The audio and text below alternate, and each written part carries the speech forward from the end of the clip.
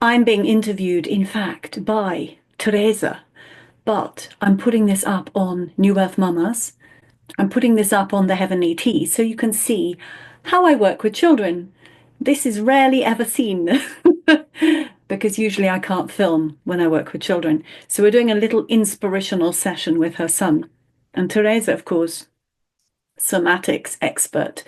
That is, what is it? It's recovering hidden memory and releasing it. Hidden emotional trauma, releasing it so that what? You're clear and free to move and breathe and receive much more of your spirit in your body.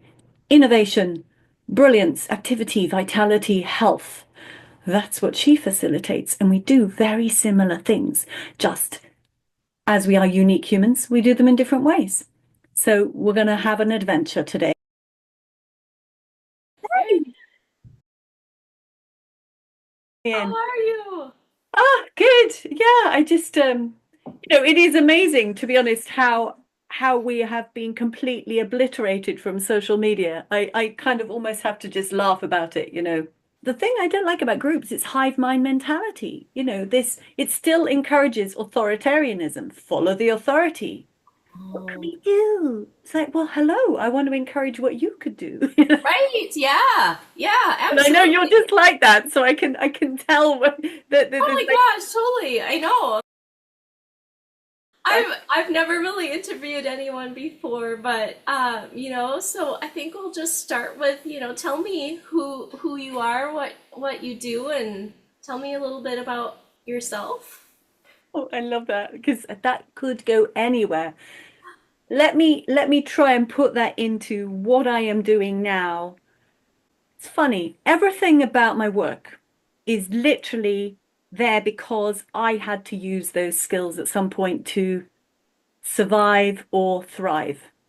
Mm. So all the work I do with children to reconnect them to themselves, to their imagination, to their souls, their creativity, that's because as a child I wasn't allowed to do that. So if I sang, it would be like, "Oh, can you lay the table?" Or if I did something, I was interrupted. It was very extraordinary, but I was never allowed any place or space to be. It was Oh, always cut, truncated, broken, whatever. So because of that, as I got older and became sovereign and went to university and studied and started to work out what I was going to do, I realized I wanted to overcome these limitations. I'm Sagittarian. I don't really like limitations. I love expansion. ooh, yes. Everything I Doesn't studied it feel was so good when you can do that? Just like, oh, here I so I am. probably studied the most general degree you can get, which was arts and science in equal mix landscape architecture. So that was Whoa. interesting. That was because I love nature and the earth and natural systems, biology, geography, all of that I've loved. And art and design. And then from there, I had my children and kind of worked through doing design with children for playgrounds, working with them so they would feel powerful. They would actually build the cobbled path with me, plant the willow when we make a willow house. So it was all about, again, repairing what I had experienced, but having great fun with children in a work setting. And more and more and more, I was moving into, oh, but really, I love to sing. Really, I love to dance. Really, I've got this expressive quality that was, again, truncated as a child. And my singing took on a strong kind of alternative pathway, especially when I got divorced. Yeah, I became a pop singer. Oh, Yeah, okay. yeah. Wow. Well, it wasn't really pop, but I started writing music and I worked with a producer in Berlin and then I played with a jazz band and became a singer. And the divorce happened, which was complete nightmare. We won't go into that, except that that complete explosion and disintegration, I wasn't allowed to my children because I had all of the German legal system against me. I was the black sheep of the family with my expansive human soul technology. And so I had to Human soul. I'm gonna get back to that. Okay. soul technology, yeah. So I escaped to Britain because I wasn't allowed to be with my own beloved children. And I worked out what to do. So I built all of the things I had into something, started practicing with local children, bringing this creativity through, started working at a private school as a teacher, singing and acting. And I was just combining art, drawing for personal expression, the awareness of what you love, your passions, activation of color, all of these elements for the child which bring joy and vitality. And basically stayed in that school for about 17 years, Wow. and exploring all kinds of wonderful fun activations. Ended up directing lots of plays at school and working with lots of children's voices from all around the world. And it was a delight because as I repaired myself, I was able to be more creative and powerful for them so that they wouldn't have the same problems or shut down qualities that I had Yeah. experienced. Right. And then I wrote lots of books in that same vein of what would an ideal world look like if it was still expanded, if it hadn't been shut down, if souls were allowed full expression. And so I did Yes. lots of research, into what was the best possible green things, not the leftist agenda green, but things that would actually genuinely be wonderful for the planet. And then I got a lot of receiving direct from my soul, and I wrote children's books. And to this day, they're only self-published because publishers still do not want us to have this holistic, integrative experience. So that's in the next 2 or 3 years, I'm going to republish those books. So Say that again. The publishers they don't don't want. they don't want integration of human and nature. If you look at the agendas of publishers, it's very much a separation and very much a victim or a hero. You are allowed to be a superhero, but that's usually from external triggers that you become a superhero. There's lots and lots of books for children with that genre. But in terms of a child from within, Mhm. releasing through their full capacity, this activating your human potential, those books are not yet allowed to be published. Soul knowledge, Oh. true soul knowledge coming through a child.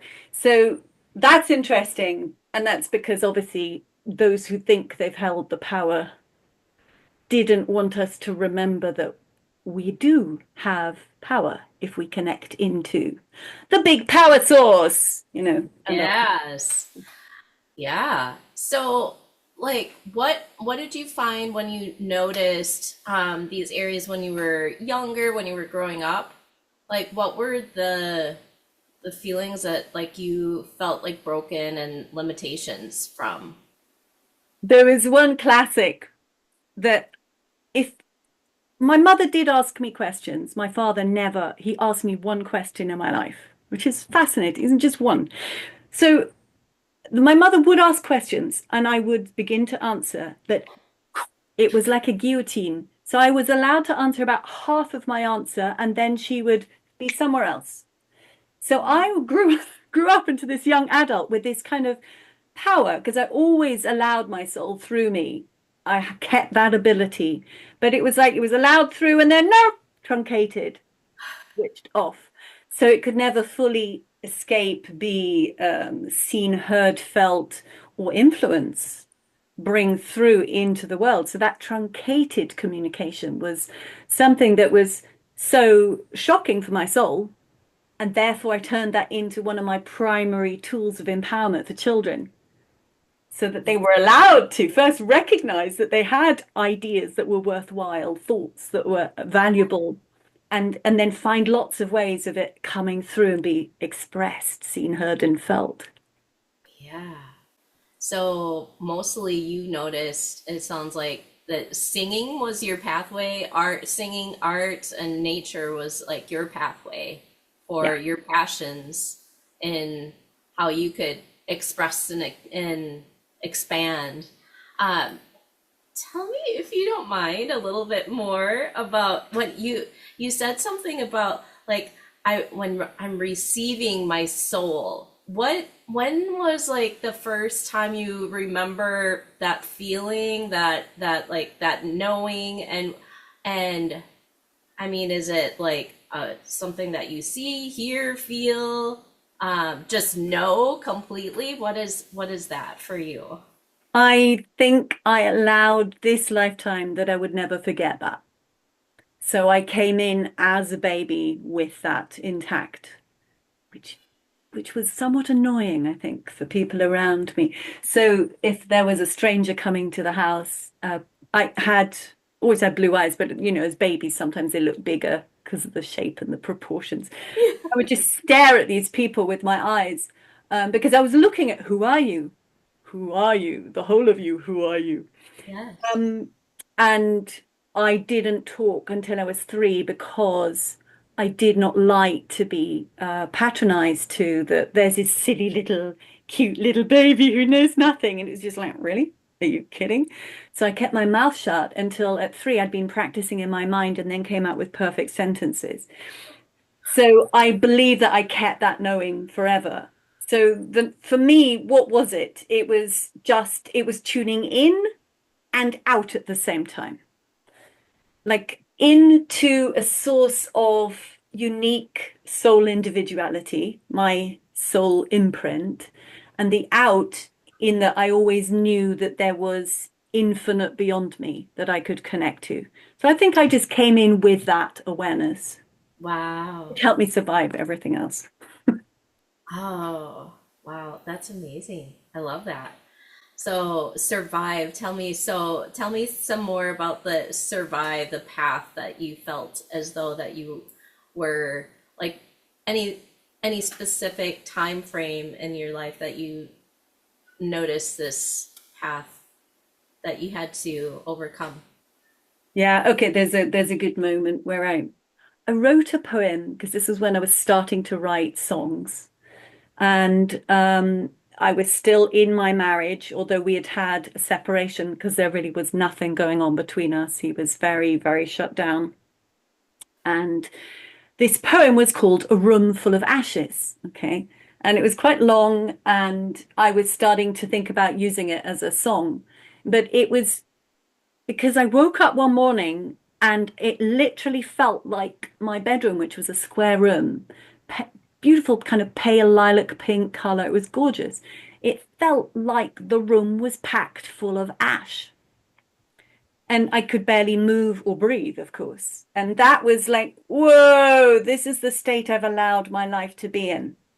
It was, I couldn't move, couldn't breathe. Everything was just completely frozen. And it was, I think that was the point where I stopped allowing the others to tell me what I had to do. And it was like, no, I am allowed to be disobedient to you if I'm being obedient to me. Mm-hmm. Boundaries. Yeah, I mean, it wasn't even just, it was like, I'm allowed to have a will. That's right. Yeah, didn't allow myself that. And how old was I? That was my Saturn return. I was 27 with that. Yep. So, Mm. yeah, I turned it around from that point forward, really. Yeah, I'd been taught I wasn't allowed to have a will. What were like the influences that you heard? What were what influenced you that you noticed I not think allowed to have this will?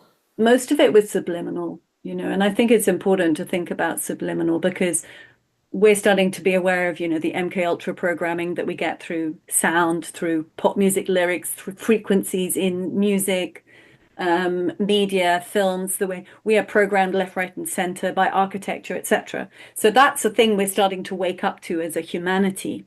Mm. My childhood, it was that so my dad was Catholic. Okay, he was raised Catholic, and I think he was abused. He was a little altar boy, it's the classic. Um, and when he got to 21, he met an interesting spiritual man and he decided to convert to Islam. So he left, scary Catholicism and went to apparently wonderful enlightened Islam. However, even though it was taught as a very gentle version of Islam in our house, we didn't have to read the Quran, although I did read it. Um, it always put women second place.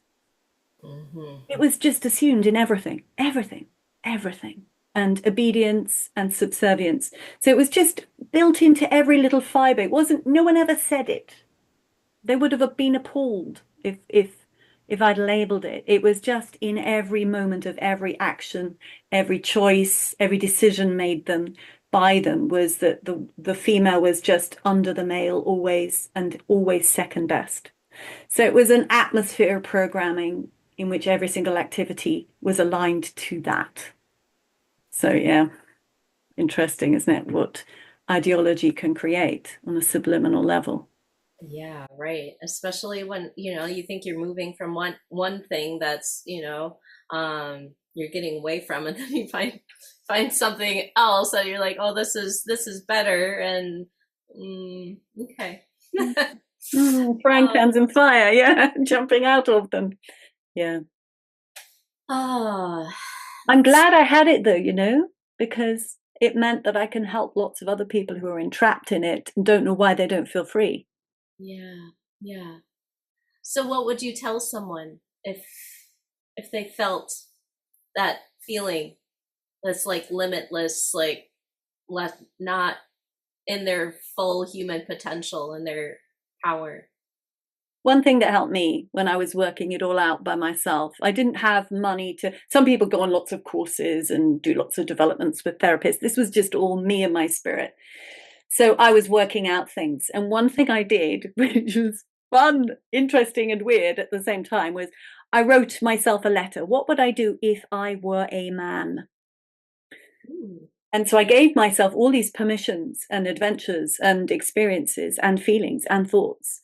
So I'm not saying to anyone, do that. But what I am saying is ask yourself, who would I be? What would I look like? What would I do if I were unlimited?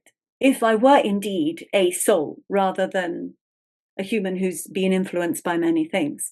So write yourself or draw it or speak it, record it, whatever it is. But a part of you will always know that information. And it's really great to have it to look at. Ooh, that sounds like fun. I like that idea. Yeah. So do you do that with your students and the children that you worked with in the schools and Yeah, it's a good starting point, but I don't quite do it like that. But if I have someone who says, "Oh, I'm so, I'm really shy. I can't do anything," or I'll have someone come in and they've just been given an F on their maths paper and they think they're stupid. And it's like, wow, okay. So I play the what if game, and we look at who they actually are as opposed to the label. But we never actually talk about the label because I don't want them to be holding on to that label. We jump pretty quickly into the idealized version because, as you know, children are so much more bendy, flexible, and there's a lot more hope and vitality in a child because they've had less compression, less time, less ideology packing onto them. yes. Jump into their idealist version of themselves, which is far truer, of course, to their real form. And then we'll play. And so I use improvisation for that. We might, turn into superheroes and we go on an adventure. Um, or we might be someone who's very powerful, and then we look at what power is. If I have little people sometimes. Oh, Teresa, I can't believe some of the stuff that's come through with those little ones. 5-year-olds or 6-year-olds, and they're putting their fellows in cages. I won't go into too much depth because of who might be in the background here, but it's like they're bringing previous life memories in of either what they've done to others or what they suffered. And so we'll build a story through improvisation to show this, the capture and the power and the cage and the victimization. And then I'll sort of stop it and we all get the solutions together and we build an alternative framework, a new story. Ooh. I do that a lot because that way they see and feel the consequence of what it Yes. is in their psyche. And then it's like, and it could be this way. And how does that feel? So is it a little bit like, would you say it's kind of like karma that you would say, or like attach it to, or It when could be sometimes. Yeah. yeah, Sometimes. okay. Yeah. Yeah. When these the children, the 5-year-olds even. I mean, like, It is, I mean, when those stories started to come through, because I didn't work with little ones for a long time. My age group was usually 7, maybe, but usually 8 to 13. That was my range. You're much more reflective in that age. But then I started to get little groups from 2.5 upwards because they realized I was doing great stuff for the children. And you're much more playful and light with those small people. But age 4, 5, 6, 7, there were stories coming through. Yeah, and some of it I even reported to child protection agencies, because some of it there was interesting information coming through. They were like tapping into like wisdom from this, or that you mentioned a previous past life, or... Yeah, I think for some of them it was past life, and there was one person, I can't tell you any names, of course, but there was one where I think there was something going on. Interesting. Yeah. So it's the tiny percentage of parents didn't like when they found out that this game, this playing drama, it was just drama. It was just playing drama. Was actually revealing. We're just playing. Just playing. Okay. Yes. Yeah, was actually revealing things that were going on. And of course, those ones sort of took their child out of the group, but at least they were on the list to look out for and to monitor. Yeah. So yeah, it's very powerful. But I feel that those kind of tools working with children are about the current things of self-esteem, building that, self-trust, how they relate to others, and some of the karmic past clearing as well. So mostly it was about who are you now, but sometimes it was about something come through that wanted to be seen, heard, felt, and processed and let go of. Yeah. Yeah. So if you, so these children have like, are you seeing something like when you are guiding or doing the work that you do with them? Are you seeing something specifically, or do you just start with your practice and then it just kind of comes through for them? And yeah. Yeah, it's mostly that, remember what you said to me about, or it was maybe I was even watching another interview you did separately, when it can just be a little tweak on the face, a little expression where you can see there's something being held. Yes. And so particularly if someone was, I would encourage them to come forth with an idea, and you could see the change of the facial structure as an idea appeared. And then I would see generally that idea being thrown in the trash can by their own self-esteem. Like, I can't possibly use that idea. It's not worthy of Dr. Barclay's attention. That's how I'm known as Dr. Isabella May on the internet, but at school I used my other surname, Barclay. So it's like, I better not say that. And I would just be there to just, I just saw that idea. So what I was literally doing was sitting there in that knowing that they had an infinite soul behind them or within them. And I was just literally holding an atmosphere, a vibrational atmosphere. And it would just pour through. I had this little girl who wanted to sing. She wasn't really heard much at home. And she wasn't really heard much at school because she had her own unique take on music, amazing pitch. She'd come into my lesson once we started to work on her voice. She would sing from the beginning to the end like a 40-minute opera, all poured from her soul. And I just sat there and enabled it, allowed it.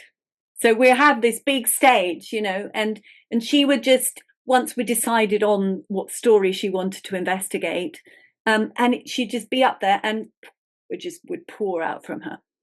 And so she would sing like her story, but in like an opera voice. Yeah. Oh my goodness! And we say opera because if you put the right music to it, it could be musical theatre. But I use that term opera in that there can be drama and shift and change and dynamics. And so she would literally, once she was sure of what she wanted to explore, open the door and then would just pour through her. Wow. And, I'd be sitting there with just like all the hair on my body standing on end. Oh my goodness. Now I want to try. Can you show me? So how I would do Just that. like a few minutes. Okay, let's see if we can do this. So you're the child coming in. Okay. So let's just see how I'm going to do this with you. Okay. How are you feeling about the fires? I feel like there's a reason for the fires. I feel like in California, a lot of people are worried about the fires and are concerned, and some people are like, "Oh yes, um, all those millionaires, they deserve it." But I feel like there's a reason for the fires, for like destruction to bring anew.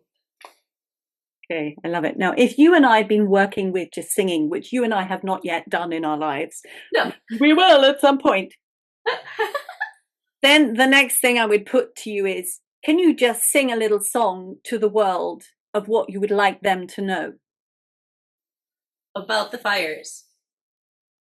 I would like you to know that it is important for the fires to burn down into the ashes, into the earth, for a new awakening.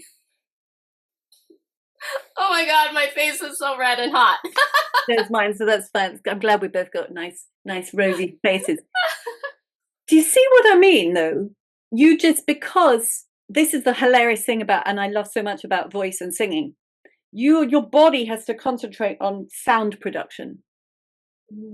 Because of that beautiful mind that's infinite can just go, ooh, hey, the doorway's open, let's go through with the message.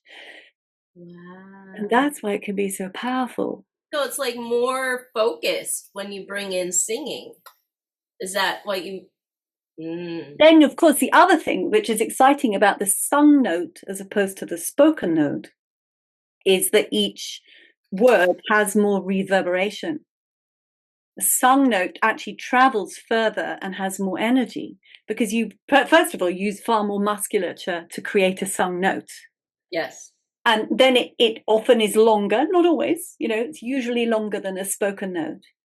You're using many more muscles, and there's not just one tone. In a spoken note, it's mostly...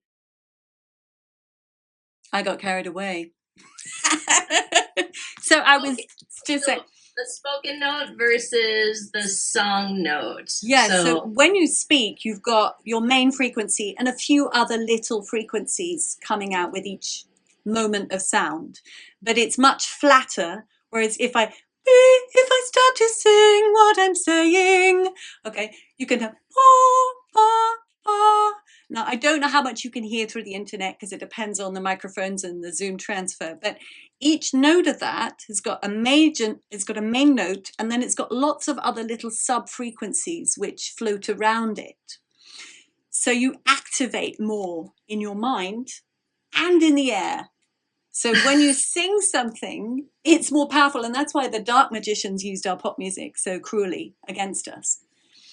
But it's what I love so much is that if you get the body concentrating, you concentrate on making a sound, and you've got all your concentration is on making the sound, so that finally your mind, your soul mind, can say, woohoo, let's go for it. Because the concentration is on the creation of the sound rather than the content. Wow. That's where it's powerful, yeah. But you can do the same with improvisation. And if you have a group of people, let's just choose a character, randomly choose a character. Woody Woodpecker. Woody Woodpecker, okay. And I'm going to be, what am I going to be? Because I've got to see whether I can make that sound. Okay, for some reason I'm going to be a bear, okay? And let's talk about the dangers of matches falling onto dry tinder, okay? Yes. Okay, yes. That's it. 5, 4, 3, 2, 1.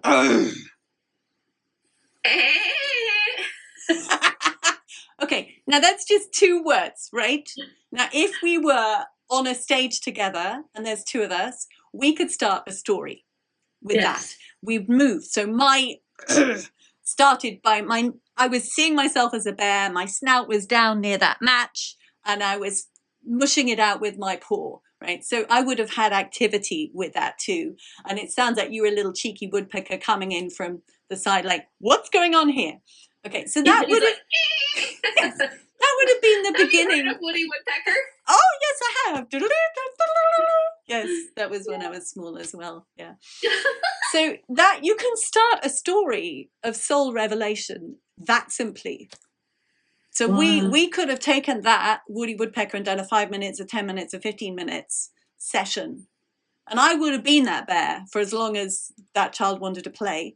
And then we'd find, sometimes I would find, like, let's just stop for a moment. And then this is hilarious. You can do this with 3-year-olds or, 16-year-olds.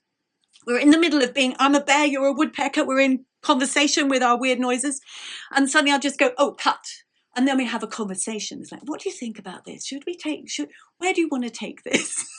So do you do sounds first from like the actual character sound first, and then you go into talking about it?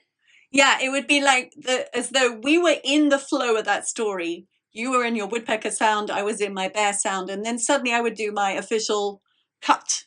Now it's the teacher. And now we talk in normal language, and they instantly got it. I never had to explain that ever. It was amazing. I would just say, cut. Everyone just come over here for a moment. Let's just talk about where we want this to go. And, a group of 12 children, age 4, have a lot of ideas. And so sometimes I had to have a notebook and we would then go through all those ideas. I'd write them down and then we'd sort of weave them into the story. If it's less, of course, you could be much more spontaneous. But it was amazing to see what was processed through that. I had things like, teachers for children, how they related to teachers, the authoritarianism of teachers, or the warmth and the secrets that were revealed to me. They're sometimes a little damning, but it allowed them to express all that energy. You're a 4-year-old coming into school. You've been at home with your mama who's listened to every word you said. And suddenly you've got to do this weird thing that's called behave. Right. Yeah. My phone didn't behave. That's yeah. So it's powerful, but just complete fun. Yes, it was fun. Just to be a different character, even for one sound. I didn't let you do it very much, did I?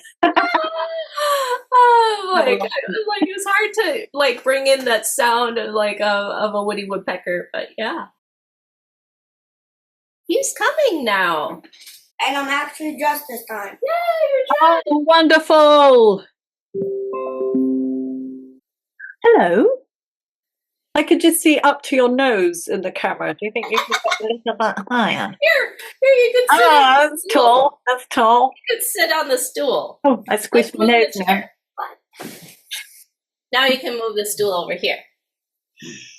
Oh, you see, who are you? Tell me who you are, Chris. I need to know. Who is that character? Move. Here, let's move this. There you go. Are you coming back to play with us? You only get the 1 second. It's maybe because we weren't brave enough. We did 1 second of a bear, 1 second of a Woody Woodpecker. That was an interesting character. Let's go.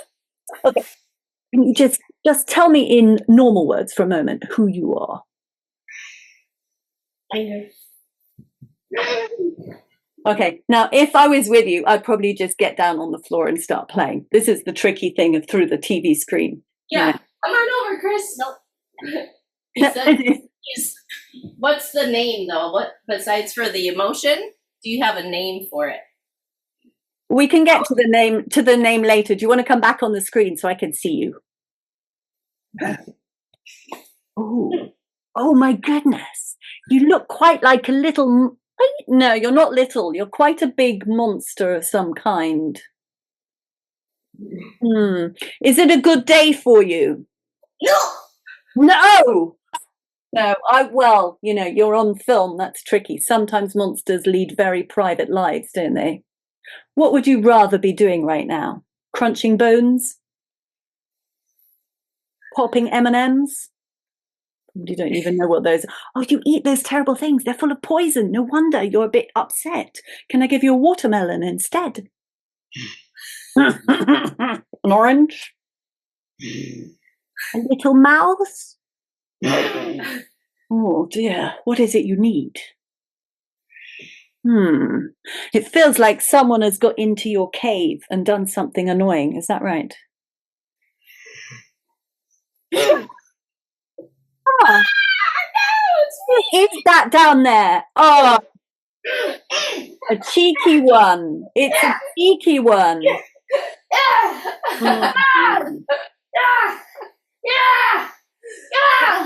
Oh.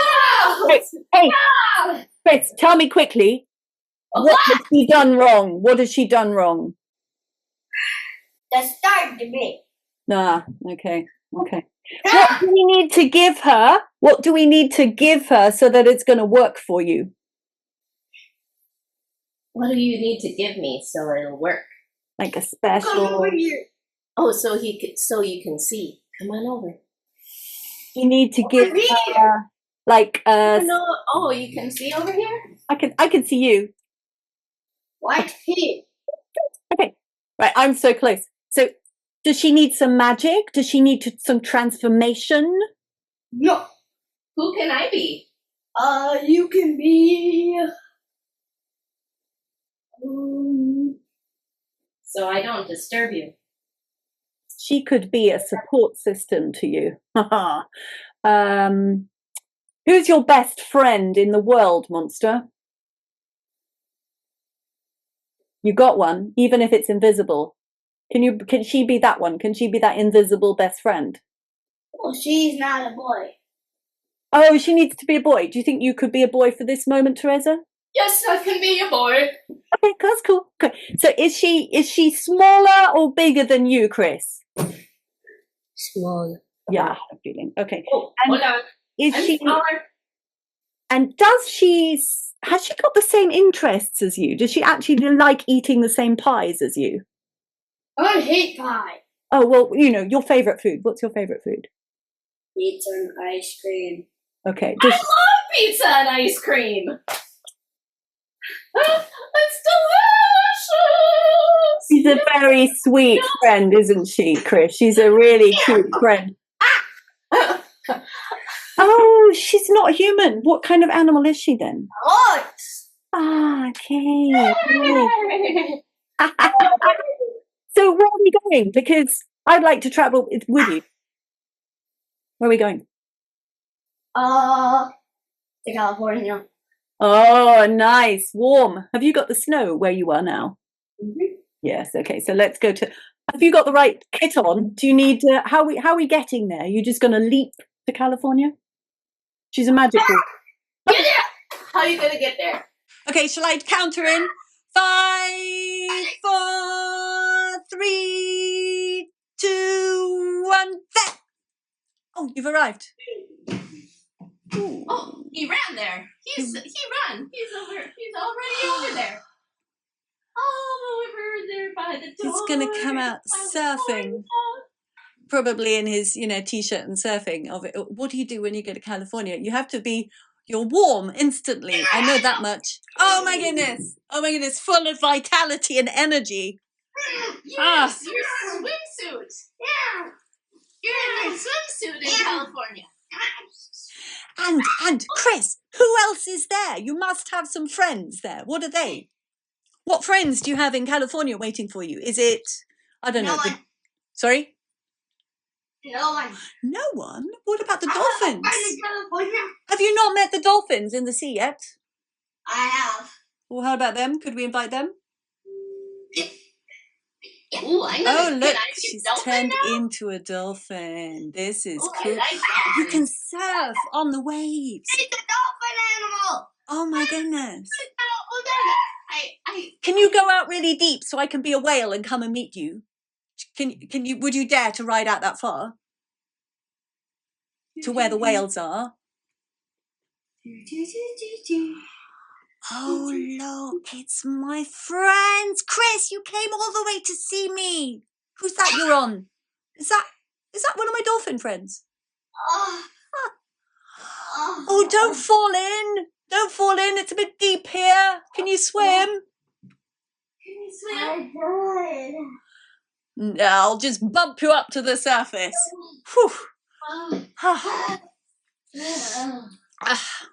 I've been noticing it's a bit warm here. They've been putting bits of ash in the water. It's ridiculous.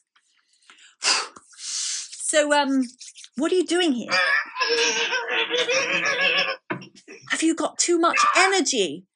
Have you got too much energy for that cold house? You had to get into the sun.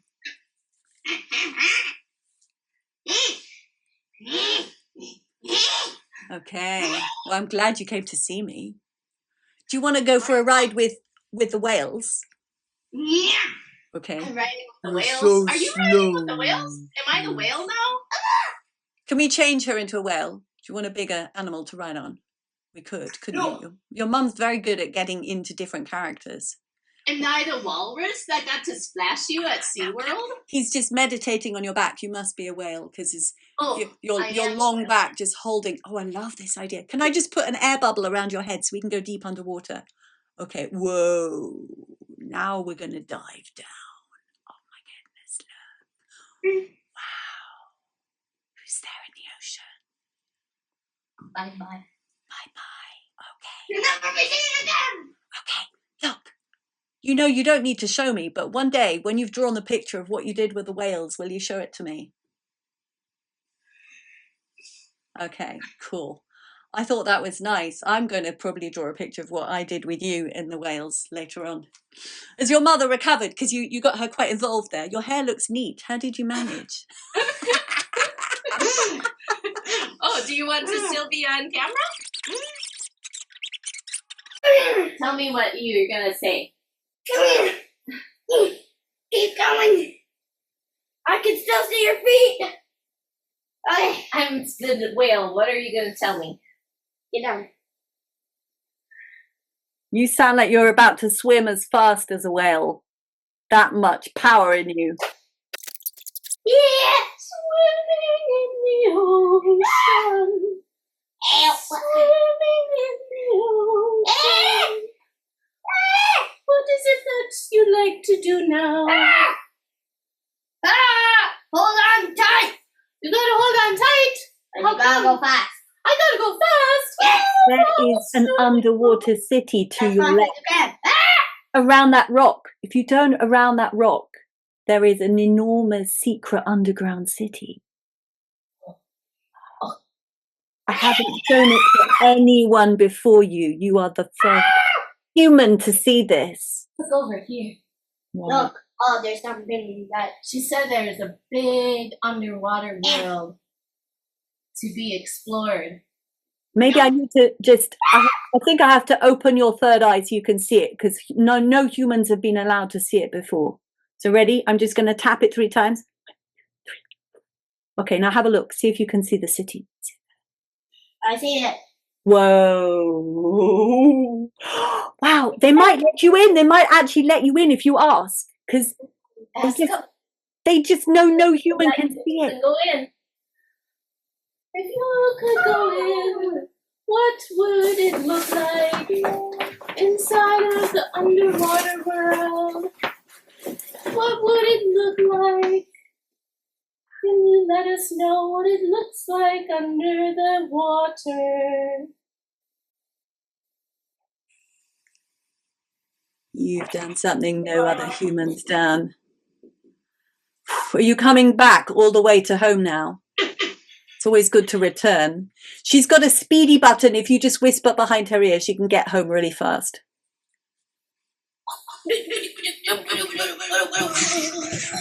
That fast. We're back! Oh, you're back home. You're back home. Ha. What are you going to do with the rest of your day, Chris?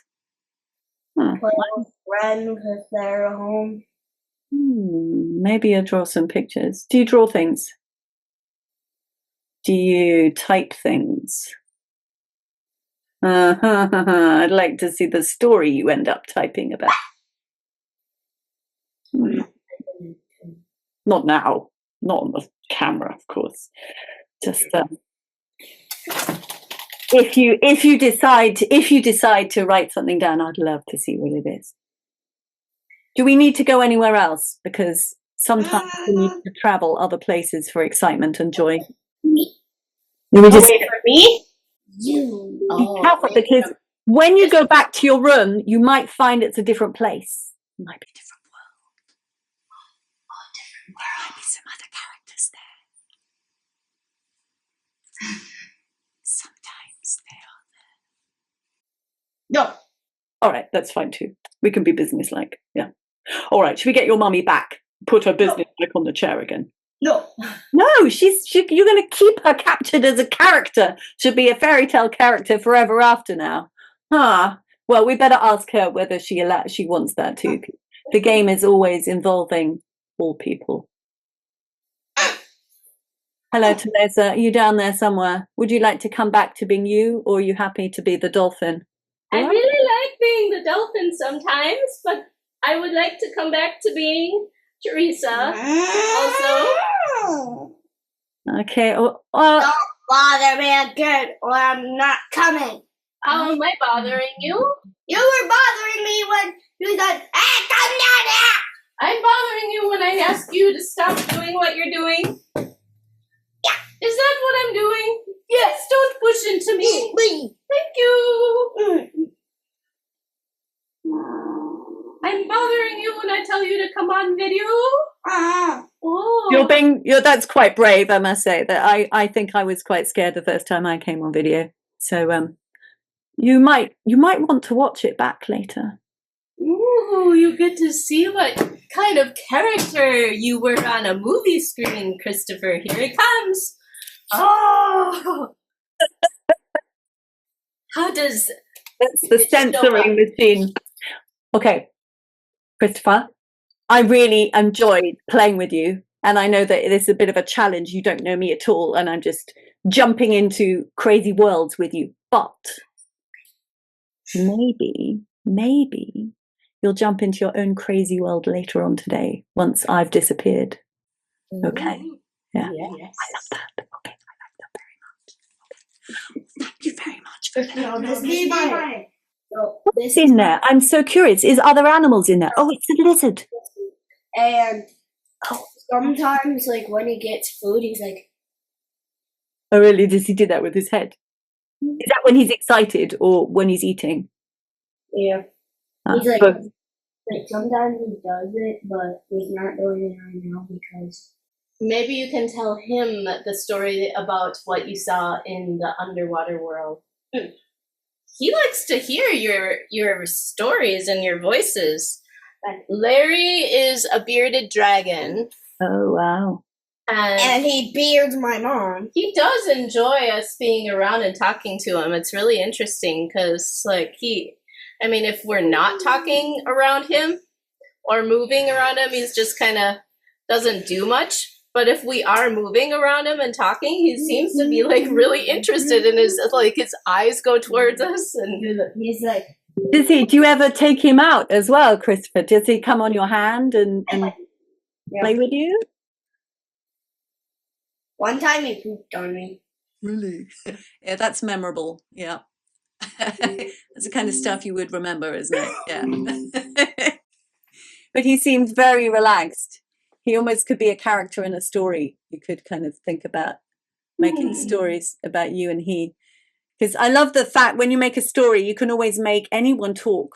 It could be a tree who talks or a ball. Say, I don't want to be thrown by that, Christopher. If I get thrown by that. Oh, see, that's what the ball might say, possibly. I don't know. Or it's like, oh yes, throw me in the air, but catch me because I don't like falling to the ground.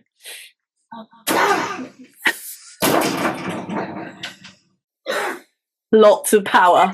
You're going to get out soon, haven't you? he loves having the anger character show up. It comes up quite a bit.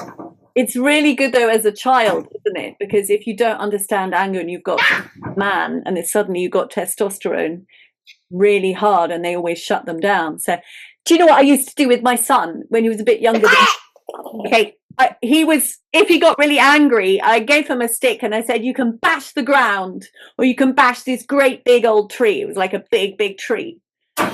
Just don't bash anyone else. And so he got very excited about that. And then he could bash away. Yeah.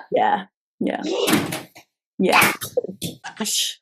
There's just so much energy. That's the thing, isn't it? Most children are never allowed to have that amount of energy in their bodies. They're considered something strange. Yes. Right. I encourage it. I tell them when we're in homeschooling, when I see the anger character coming out, I'm like, what does anger want to do right now? Let's have an outlet for anger. He gave last week he said, what did you call the anger? What character did you call it? The devil. The devil. Mm-hmm. Right. Okay. Yeah, like the Pixar movie, isn't it? With Inside Out, with the little characters. That's quite useful for the different characteristics. And it's so perfect that he's doing that because he doesn't know me. We're using him. Tokenistically using this beautiful person to demonstrate something.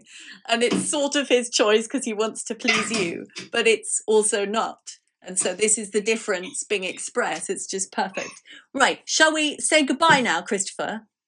Are you going to give me a last... Because I really enjoyed meeting you. You've got so much power. I love how much power you've got in your body. Powerful. You are. You're really powerful. Have fun. I can't wait to see what you do with this story. If anything...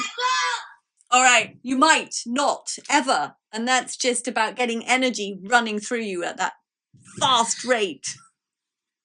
Do I get one last bit from you? Okay. Right. So what I did for you, my dear Teresa friend, is That's all you could see. Is that all I'm allowed to see? Okay. All right. Yeah. It's a good thing I can feel and hear I'm you. not gonna do that. So I like to see how powerful people are. Can I just ask you a question though?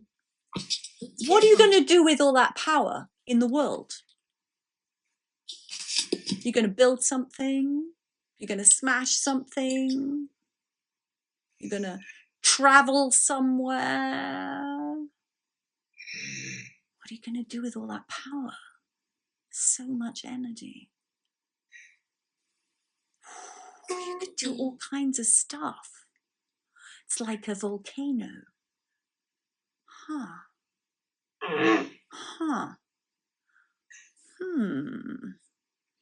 Make the world a very what? It's like nice. Your body is enormous. That's how I feel, like this huge person. You can already see it. Do you know what I quite like being? Because I'm quite a smallish person, maybe about the same size as your mum. That I sneak around, people think that I'm just a little quiet person, but actually I'm much more powerful than that. Just bigger on the inside. It's kind of like you, like really big on the inside. Yes. You it's good are. to remember that. Yeah. You're gonna make the world. You're gonna make the world fair for everyone. You like fairness, don't you? You like everyone to have a fair chance to do things. You like justice. Justice. Sometimes you need to be angry for these things too. It's really important. I have a friend who's a man, and he has to teach people they're allowed to be angry about things. That's what he does. Yeah. And he was very polite for years. He was so polite. And then he realized, no, I've got to show people they're allowed to be angry. And then he was like, kind of really. And yeah, that worked too, because people have got to understand that too. Yeah, they're allowed to be fierce and ferocious. And right, because anger brings in a passion for your desires, right?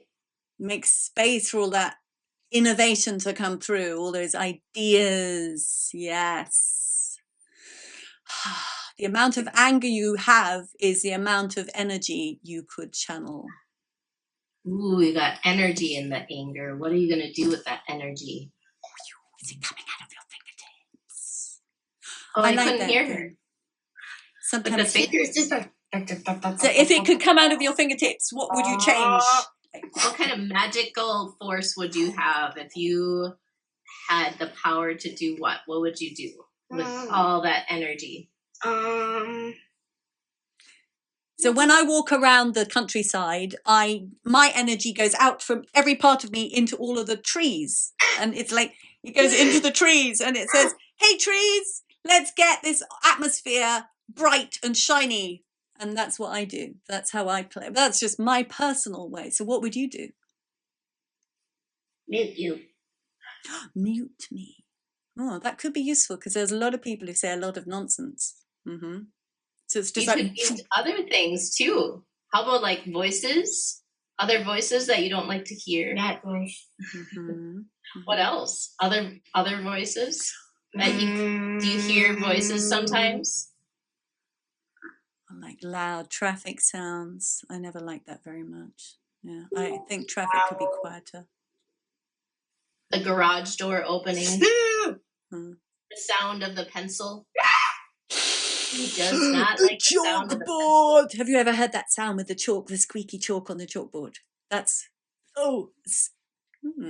So if you could use your power to close down the sound, you could also use your power to make sound. I don't want to.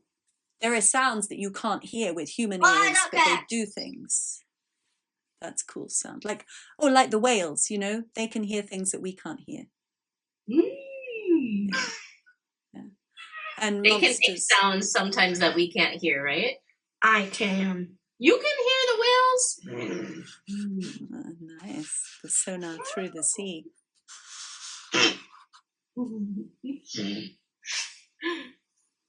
What kind of sounds could you do to create a little bit of a mute?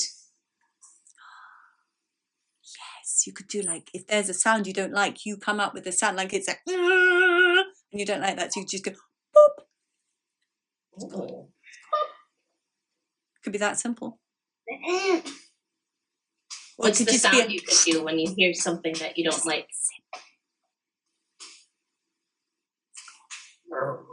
Could you just say,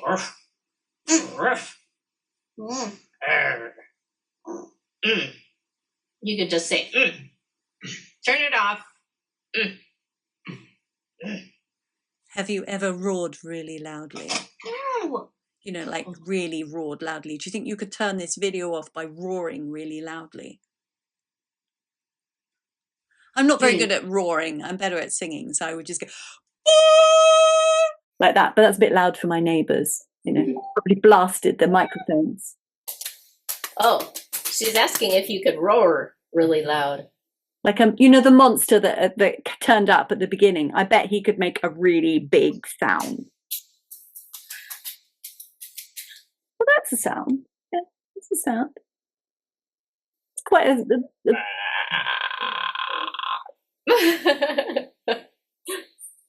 You don't like mine? Can you make one that's louder? Let's hear it. I'm just not a very good roarer. I bet you can make a roaring sound. What? I mean, I don't even know what your monster sounds like.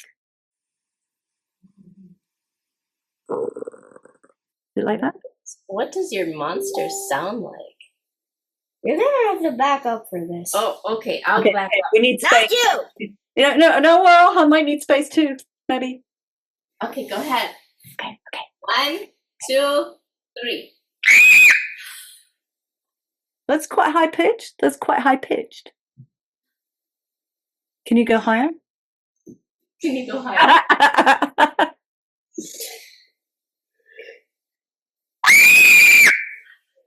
That was a little bit higher. That's quite high. That's quite high. That's high. No, I can't make it that sound. That's too high for me. That's too high. You've disappeared now. Did you sort of disappear with the sound? You did. Sometimes that happens. Did you mute everything else? Touch them. Do you know what I like? If there's something I don't like, I can just make my own force field around me and then it doesn't touch me. That's what you can do with your sound. Yeah. But enough now, enough. Have you had enough? I think so. Okay. Wait, I want to do something. Yeah, you're going to do one last thing. Oh. Is it saying goodbye? Shall I, your mummy and I, mum, do you call her mum or mummy? Don't know. Mum? Mother. Oh, mother. No, you don't call me mother. That's funny. Maybe the monster calls you mother. I like that. We've got 6 minutes left, your mother and I. Okay. Yeah. Shall I say goodbye to you and thanks so much for playing? Bye. I don't even know already. What? She said goodbye. Goodbye. Oh, He was a that good was sport. fun for him. Oh my goodness. Yeah, because there's that fine line between tokenism, getting someone to do something because you want them to do it, and choosing. And he didn't have much choice, but then he was allowed to have some choice. The more we realized it was safe. Yeah, Right. that's an interesting experience for him. So he did really well because I've never met him before. When I get people I've never met before, they're usually, obviously, it's so bizarre for them because the world doesn't normally allow children to be free and open with strangers. Yeah, right. Maybe a good thing sometimes. Yeah. It's true. Because the strangers usually put them in a box, don't they? Like, this is wrong. Yes. So, and don't let them expand, right? Like, because in his voice, his sound that he wanted to bring through, it was this high-pitched sound. And we've heard him and even like his friends in the neighborhood have this sound and we're like, oh, stop. Yeah. Because it travels, so those high-pitched sounds, they travel so fast, the frequency just it permeates most things because it's such a fast-moving frequency. I always say that's why women have got higher hearing, because they can hear their children when they're in distress quickly, whereas men have got a lower range of hearing. So yeah, it's important. It's important. Yeah. And those, they're never allowed to make those sounds, are they? Singing, it's like kept down at a low voice. That high thing, you stretch into your expanded state inside, Wow. in different territory. Yeah. Absolutely. I know, it feels like almost like when you're going there, it feels so just almost a little uncomfortable. Like, no, this isn't how, when you go into those higher ranges, this isn't how most people like to hear things. Even like when you're in a presentation, or right, like, because a soothing voice is more usually characterized with like lower tones. Even when some men may enjoy the sound of a woman's voice when it's a lot more soft and not necessarily high, but just a little more lower. Yeah. But I write a lot about that. It's part of the singing course I just did, because we're so conditioned into what we perceive as allowable and normal. And I think that's because of the architecture we live in. We live in square boxes and they're hard, and we don't live in round homes, which move the sound in a completely different way. And so, if your child is making a high sound, it does echo and reverberate, and you want to suppress it. All of our pop music is using 2.5 octaves, and that's it. Whereas really there are 6 octaves from male to female available in the voice. That's just, those ends are never used. And it's like our souls. We use a little middle central comfortable bit of our spirit in our bodies. Yeah. The bit that can be controlled by the manipulative program, but all the other stuff, all the magic, all the extremists, all the unique individual stuff is hidden. We usually never ever go there. It's only those life and death situations that bring out women who lift up their cars to let their children come out after an accident.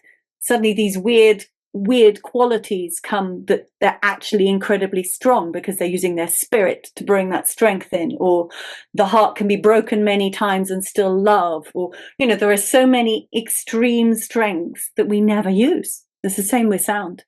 So it's really important to open it up and to have spaces that children can be completely expressive with their sound. So yeah, I love to do that. Amazing. Yeah. How would you, expanding on this that you just saw, how would you,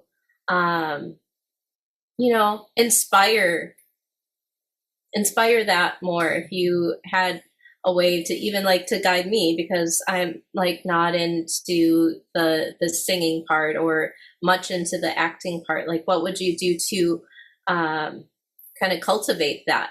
So do you know what I would do? There are so many things you could do, infinite things, but I would run with it. So that has appeared.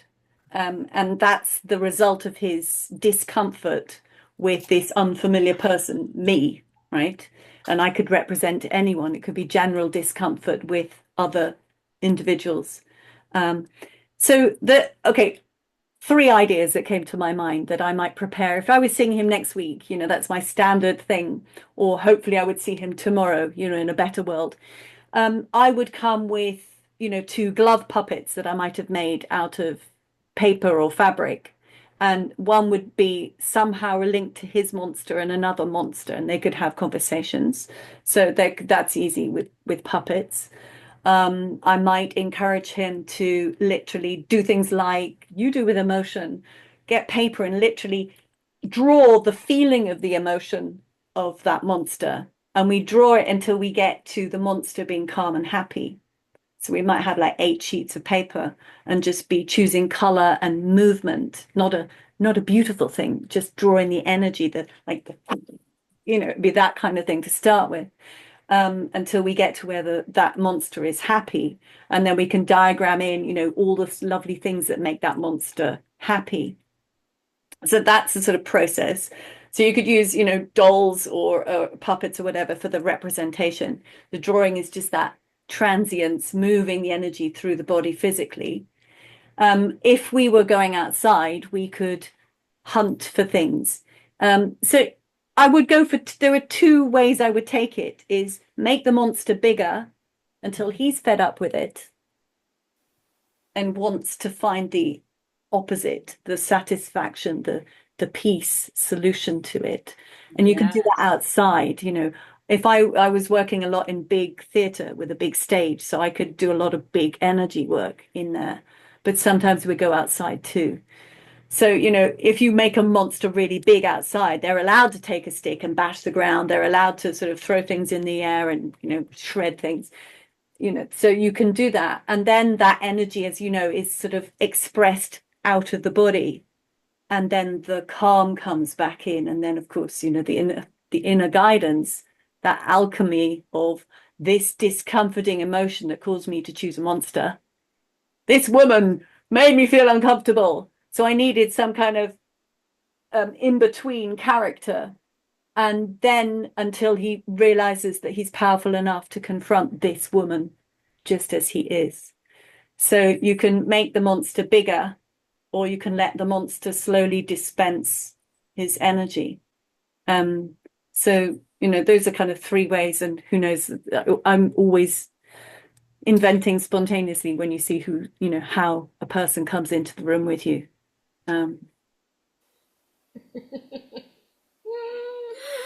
Oh, he would would you say he was a little bit tricky to work with, or? No, he was just naturally, as I would expect, shy. Oh, okay. As he should be, because, who am I? He doesn't know who I am from Adam. He just knows that I'm a friend of yours, but I've never been to your house. I speak funny. There's a lot of things that are different. And I really want every child to have that. They should have that, because in this crazy world that they need protection, he needs to be able to know he's allowed to be a monster. I'd much rather that than just like, yeah, push over, here I am, yeah, tell me what to do. That's important though, isn't it? Because that's not always valued. Children need to be able to say no and say what they don't want. He was taking it out on you to start with, and I would always soften that, and we did, manage to get you into that dolphin and the whale, and then he was very happy with you. So whenever I see that, someone bashing someone else because of their own discomfort, then I'll gently find a way to pull away from that, because it's not good for him, of course, to learn to bash someone else. But absolutely important and necessary that he felt that need to distance himself. It's like, who are you to do this with me? I don't know who you are. That's important. Yeah. Yeah. Wow. Very cool. I like it. Trust, if we did it, if we met tomorrow or next week, he would then trust me. And then you learn about that boundary situation. So, and that's when I would get all these, all the internal workings of the sweet children. They would tell me all their little secrets. Not that I wanted to know them, but, they would just come out. So some of my staff friends would say, yeah, you're kind of healing more than doing performing arts, aren't you? I think, yes, you've seen my secret, Yes, it is healing. Yeah. Wow. That's really interesting too. Oh, amazing. Yeah. What else would you like to share, Isabel? I love all this. This is very interesting. And like your strategies, your that you learned and that you picked up, and anything that you would, there change. is a thing, because I don't know about you, but when I was first a mama, I wanted to give my child freedom because I knew I hadn't experienced that. And then it's that thing of, okay, how do I have to also honor myself and respect myself, and yet I want to give my child and children freedom. And I feel that a lot of let's look at like the liberalist movement in the United States, and we have that here too in places, in Britain, and it's worldwide, that we want so much to give our children everything that sometimes we let them walk all over us. And I see in Germany, the parent is there to serve the child. There's a tiny, they tend to have lots of child families, and the parents just do everything for the child, which is not good. And there's a sort of a fear of the child, and a kind of a codependency builds up. Like, I don't want you not to like me. I want you to be my friend. And I never want any parent to do that with their child. I want them to give them freedom to be as expressive and full, just like, being a monster, whatever, and hold that place of, I love you, and you must also learn to respect me. Yes, absolutely. Yes. I've started actually that with him a little bit more with regards to, how you saw his energy. I'm like, okay, so if you like this rough housing, energy, remember I'm your mom, and I'll do this sensation for you. This is what I'm here for. And if you like something rougher, find your dad or your friends. Yeah. And you can do that in a game, can't you? That, it didn't really work with my sort of stop or something, because again, I'm through a computer screen, but it's that sort of, everyone's full in the game, ferocious, whatever energy is there. And then it's just like, you have your normal voice. It's just like, darling, whatever you call your son in your sweet moments, we just got to stop this. My shoulder's really hurting because of what you're doing. Can you be a monster that just looks after my shoulder as well? And then you go straight back into character. And what children adore with that is because you're respecting them completely. It's like, I am allowed to be a monster with her. Oh my God, of course I'm going to look after my mum's shoulder because I love her. That sort of dual respect thing. We're only starting to really understand what freedom means. So we have to do a bit of experimentation, but it's very important that we as adults kind of actually, you have to go back into being an adult for a moment. That hurts my knee. Can we work out a different way to do that? Or let me be your horse, but can we just put cushions under my knees or whatever it is you need, Yeah, and they will always work. I've never seen a child that has fought me on any of that, because it's like, you respect me and my freedom. Wow, I'm allowed to do that. So you're letting me do that? Okay, of course. Yeah. How many cushions do you want? And they're going to get like 5. So it's that thing of freedom and personal expression of respect and authenticity. That's what brings you this beautiful kind of play and unfolding. And my parents didn't understand that. So when I was like that with my children, they didn't understand what I was doing, and they tried to shut it down.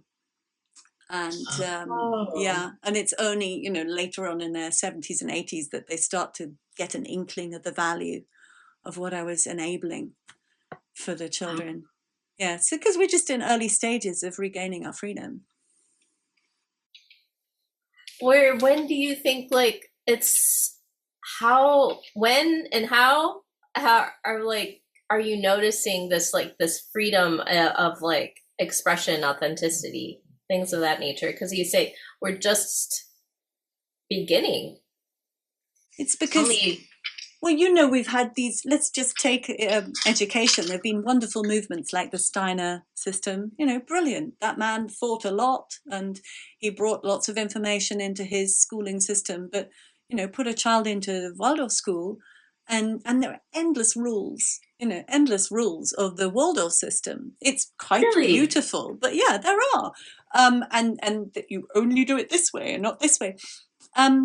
And that's quite lovely in terms of a school experience, but it's still rule and regulation.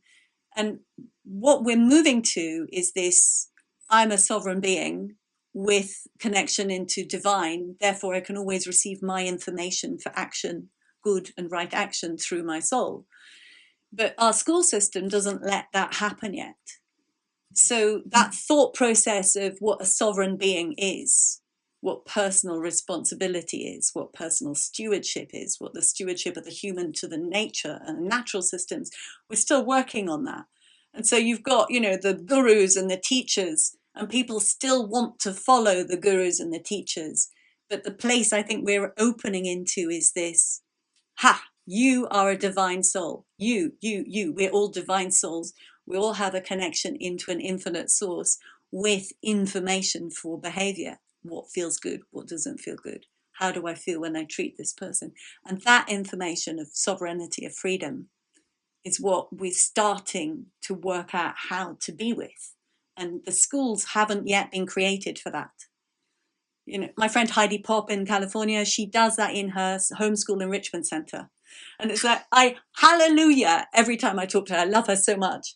What's her name? Heidi Pop. I'll connect you to.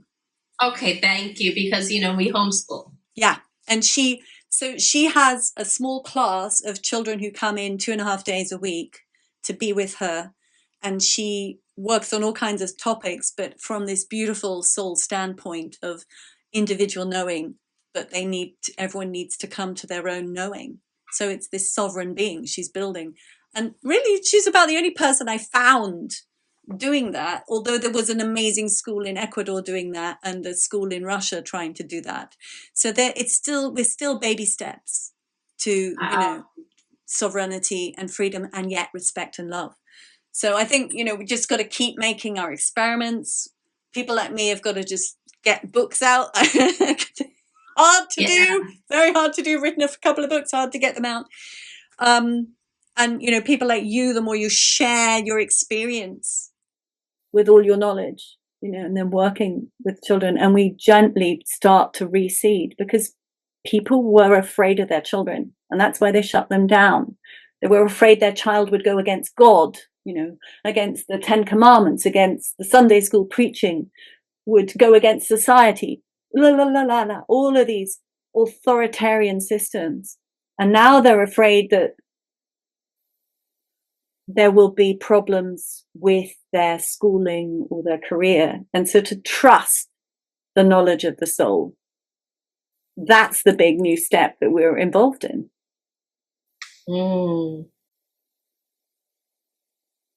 Yeah. Trust the knowledge of the soul. What if you had a word for 2025, like your motto or your, have you chosen that yet? Yeah. Yeah. So it would be like the opposite of divide and conquer. I mean, we're going to have explosion and expansion. That's what I feel like. It's like everything we knew is going to kind of be shattered, and then we're going to find something that we didn't know existed, and it's And then, our souls. so like in the explosion, then we expand. Yeah. Yeah. Yeah. Mm. The two E's. What else? What else are you working on? What else is like on in your horizon? Inspirations for like continued, you know, things that inspire you. I'm working on a new series of books because of my 3.5-year-old granddaughter. I decided to make her a story for her Christmas present, which she loved. So recorded on one of her little Tonys, you know, I don't know if you know those things. You put a character, you can put an MP3 into a character. She picks a character, puts it on a box, and it will play a story. Oh my gosh, that sounds like so much fun. No, I didn't know that. And a couple of years ago, I bought her a fairy one, and it didn't have a story, so we put the story on. So I thought, let's write a new series of books. But the you've probably seen my various posts about Elfie, who is this inner earth being. You could call her a fae, a fairy being. She's a different dimension. Let's just say an octave above our dimension. Let's just make it easy like that. But basically, one of the essences that lives in what we would call inner earth. So on our planet, just a different dimension. And because of different work I've been doing about, you know, souls of children in the past, releasing them back to source, she appeared to me and I started to have lots of conversations telepathically with her. So the new stories I'm writing I can see that my wisdom is there in the conversations I've had with her, but she brings new pieces of information. Like one of the stories was how we farm animals, you know, like, wow. She talked about using a priest for the animals, but, you know, not like a Catholic priest, but about the transition of when we're killing an animal, you know. Oh yeah, like a ritual of like, yeah, to clearing energy so there's no fear for the animal in the transition. like a little shaman or something. Yeah. Yeah. So, you know, that's just one chapter. Right now I'm writing a story with her. I had a conversation with crystal beings because Effie had said, yeah, we'll get you in touch with the crystal beings. So I thought, okay, I'll pick up this crystal I had from my last house and talk to those particular crystals. It was an area I lived in with a natural bed of crystals near a cathedral. And so I had this conversation, and I'm just looking through the transcript right now and going to turn that into one of these stories. So we understand more about what crystals do in the earth when they came. And this is, you know, this is talking to another elemental. It's going to be, as a child's book, a whole series, basically different aspects of our life here on nature, integrating into nature. But it's partly my information because it's coming through my spirit, and it's theirs. So I get new perspectives. So it's basically sort of building in the child's mind a much more fuller version of interacting with nature on this planet. Yeah. So yeah, that's my next little project, these little books. When you say you connect with Elfie, you said? Yeah, Elfie. I just gave her that name. It seemed to work for her, so that's cool. Yeah. Is that part of what has come through in your drawings, or in when you are singing, or how does Elfie come through? So I first saw her because I had the idea to clear the land. Okay, by my house is a hill called Balam Hill, short for Balham Hill, and you know that's Moloch, where it would be an old sacrificial site. So I realized, okay, if I want to clear souls from this world and lighten the earth, let's start right here at home. So I used my mind, had ideas whenever I cycled, because I like to do that around here. I was imagining all these spirits being released. So I would go in through sort of meditation to have a look, like a remote view, essentially. And then I would go, I have a church next door, I'm allowed to go in. And so I would just allow sound through, which was facilitating the release of those souls. So just go and sound, no words, just sound. So I did quite a bit of work on that. And then I felt, right, I'll go to the hill now. This is like a couple of months over. And I just did a last bit of sound, just felt to do it. And then I just put my camera up and I just thought, just in case there were any signs, any signs in the sky of like, things are happy with what I've done. And there was suddenly bright sunshine and this line in the cloud, blue here, cumulonimbus clouds, but this line where the sun had made just a kind of white veil and then just pure blue. And that was amazing. And I was going, oh, cool sign. I love it. And then it's like, oh, there's a cute little Chills. There's a cute little orb. Oh, how lovely. There's a cute little orb. Someone's come out to say hello. So I like that because I got chills too. Brought it home to my computer. Oh ho.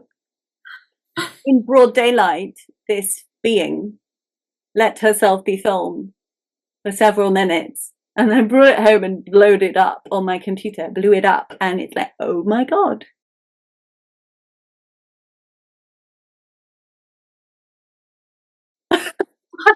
Who's that? And I, jaws dropping because it was a being. So then, okay, right. So then I started a telepathic conversation to that being, and that was Alfie. Who are you? What do you like to be called, etc. And she said that they had come basically because they were inquisitive. They were curious about the work I was doing because it was having effect. It was lessening that pressure, doing what I wanted it to do because we are that powerful when we have intention through source energy. So there we go. That was sort of the beginning of that whole connection. And I talked to her quite a lot about various different things. So that was just mind blowing. And I've seen her a few other times since, and she's like, yeah, absolutely. Oh, maybe I could like create a little and find a little source being also. That would be fun. Well, there's that thing with the whole New Age. People were like, oh, I'm channeling Metatron, or I'm channeling Archangel Gabriel, or I'm channeling Michael. And everyone would sort of become a good person because they were channeling some fantastic angel or archangel. I used to hate that because it's like, no, why do you need your validity to be certified because you're channeling someone that we already know about? Can't you let your spirit speak, your soul speak? Just the truth of who your being is. And so I thought it was really funny and ironical that now that I have these conversations with Elfie and I publish them, I'm getting seen and heard more because that's the paradigm we're in. If I just say it's like, who's she? What is inner earth Fae being? Okay, cool. Let's listen to her because that's how we've been programmed. We just don't trust the knowledge of the divine human soul because it's been mucked with so much. But we're moving forward slowly, so it's okay. Maybe fast this year. Yeah. What are your thoughts about when people is you would rather people instead of trying to tap into angels that are already kind of named, you would rather people have their own awareness around certain beings of the earth or different dimensions? I'd much rather people talk to their soul. Mm-hmm. And then I do that a lot with adults when I do that work. Because it didn't really occur to me that I might not have my full soul at my disposal. I started getting a lot more information about how a lot of our souls can be captured and we can be caught into the reincarnation cycle. A lot of us are here without actually wanting to be. We've been trapped, tricked. Some of us came in, like me. I've been here for a while. Kind of gung-ho, woo, there's a planet, let's do some work. But I realized that some of myself had been held back, and that's because I couldn't understand why it wasn't coming through. I wasn't meeting any traction. Everything that I was bringing forth, just like echo space, it was not being seen or heard or felt, and I had to get back all of my soul presence. So I worked a lot with that, and honor that and find that is very powerful. So if I don't know the answer, I will say, I know there's someone within my soul collective that does come forward and speak to me, and I'll read it from a book or something. So I help people activate that in themselves.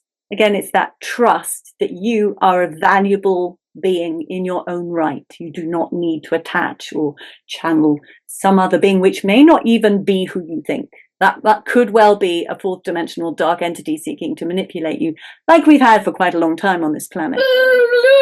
We need to get in touch with our souls, and we need to find out what that feels like.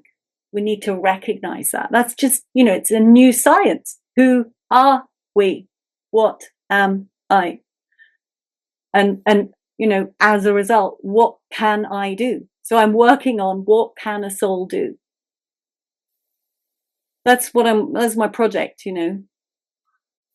Yeah. Well, so beyond the books, then you're also working on what can a soul do? What are the possibilities? I mean, like, it sounds like endless. Yeah, right? I think it is. There are some people who influence lots through their mouth and what they're able to say, and it's amazing and it's fantastic, galvanizing people into action. And, my beloved man is that way. He's a genius at that. The way he talks brings people, so he's able to transfer information that helps them activate and change. Fantastic. So I work in a different way, but I want to find out what is my potential or what is my power. And it turns out for me, I'm interested in how can I allow forth through all of this soul energy into our dimension, into our field of reality, into the very air we breathe, so that we are shifting. Because we know we're shifting. So it's like, how can I help that shift? How can I bring forth more energy that spreads so that we're all starting to wake up more and more and take back that beautiful sovereignty, the true human experience, and not all these lies and nonsense we're being programmed with. That sounds like your motto right there for 2025. Yeah, that's it. Yeah. I think it all just like kind of came through just now. Yeah. And we got to survive and thrive too. That's right. Basic needs and beyond, right? That one. Yeah. Oh, beautiful. Yeah. Would you like to share anything else about your story or anything else that you want to let your viewers know? Yeah. Okay. One thing last I want to say. Yeah. Most of us live in that comfort zone because we doubt our ability to survive or thrive beyond it. I know that of myself. And because of that, we're limiting our experience. I have found that whenever I have gone to the edge, and I have been to the edge quite a lot in the last 2 years, particularly this last year as well, it's amazing. There is always a solution. And I don't just mean like a physical or a fiscal, monetary, a financial, literally a physical. It could be when you get stuck in your mind, in your emotions, you think it's the end of something and you literally can't experience anything. You think that's it, that's the end of everything. And it's happened so many times to me. I've had it with my divorce in the past where there was no money whatsoever. My children were ripped from my heart. I thought I was going to die out of fury and despair, right? Didn't then pull it together again. Children are back in my life. And now it was as a result of loving this man of mine and not being able to be with him for all kinds of interesting, but mostly political reasons, danger, that again, actually those experiences should have dashed me to the rocks. Time and time again. But this soul thing, you connected into source energy, the infinite power. It's infinite. It's always full of new ideas.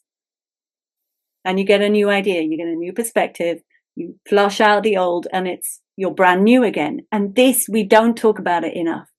Human souls are amazing, what they can process. So don't be afraid to go to the edge. You make friends with it. Make friends with the edge. You grow wings. Yes. Yeah. Yeah. For the limitless possibilities. Yeah. Yeah. Yeah. Thank you. Thank you so much. Thank you. It was a pleasure meeting with you today.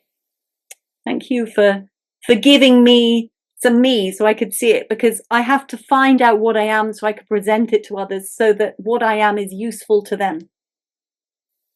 I absolutely can see how the ways that you work with children, or even the children and their parents, or your vision, right? Like even in with regards to homeschool, things of that nature, and like what we can do to bring better education for the next generations in homeschool, or if it's not even homeschool, and just other types of schooling and education systems. Yeah.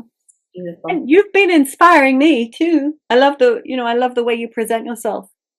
And it's been beautiful to see that, because you're not afraid to show who you are. And that's so attractive to an authentic soul. It's just like, oh, it's sort of like delicious food. But this is the new place of humans beings, isn't it? It's we don't need to wear a suit and a tie and follow 2 million rules. We have a soul, and it's always going to be cool and new and exciting. And this is the valuable thing. I just love that. So thank you. Oh, yeah, you're welcome. So much love. Send my love to Christopher.